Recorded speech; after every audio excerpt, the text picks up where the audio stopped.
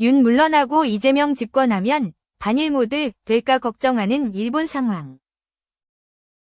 위헌 위법적 비상계엄 선포로 인해 퇴진 위기에 몰린 윤석열 대통령. 재임 기간 동안 일본과 매우 가깝게 지냈던 윤 대통령이 사면 초과에 몰리자 일본 내에서 우려의 목소리가 나오고 있다. 혹여 윤 대통령이 물러나고 차기 정부를 더불어민주당 이재명 대표가 잡게 될 수 있다는 두려움마저 느끼고 있다. 1. 구로다 가스 1호 상케이 신문 서울주재 개곡농설위원은 요미우리 TV에 출연해 대한민국 정치 상황에 대해 이야기했다. 구로다 의원은 윤 대통령이 물러날 것은 확실하기 때문에 대통령 선거는 내년 3월 정도에 있을 것으로 보인다. 라며 한일 관계가 걱정거리라고 말했다. 이어 민주당 이재명 대표가 대통령이 된다면 일본에게는 악재다. 라며 관계가 어려워질 것으로 우려한다. 라고 말했다.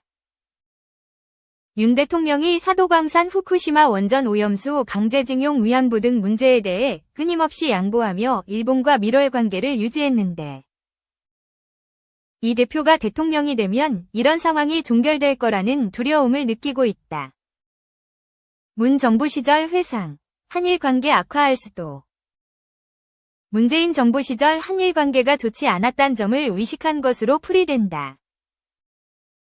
비상계엄 선포를 두고 구로다 의원은 정말 허술했다. 잘도 뭔가를 하려 했던 건가? 라며 야당을 어떻게 하고 싶다고 해서 계엄령으로 봉쇄하는 것은 불가능하고 성공할 수 없다. 라고 말했다. 이어 현재 국회 주변에서만 시위가 있다. 서울 중심가에는 아무 일도 없기 때문에 평상시처럼 지내고 있다.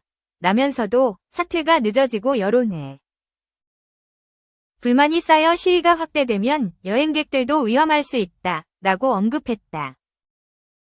일본 공영방송 NHK는 지난 6에서 8일 1224명을 대상으로 여론조사를 한 결과 윤석열 대통령의 비상계엄 선포가 한일 관계에 미칠 영향에 대해 응답자 64%가 우려한다, 매우 우려 26%, 어느 정도 우려 40%라고 답했다고 전했다. 우려하지 않는다, 전혀 우려 안 해 7%, 우려하지는 않는다 18%는 응답은 25%였다.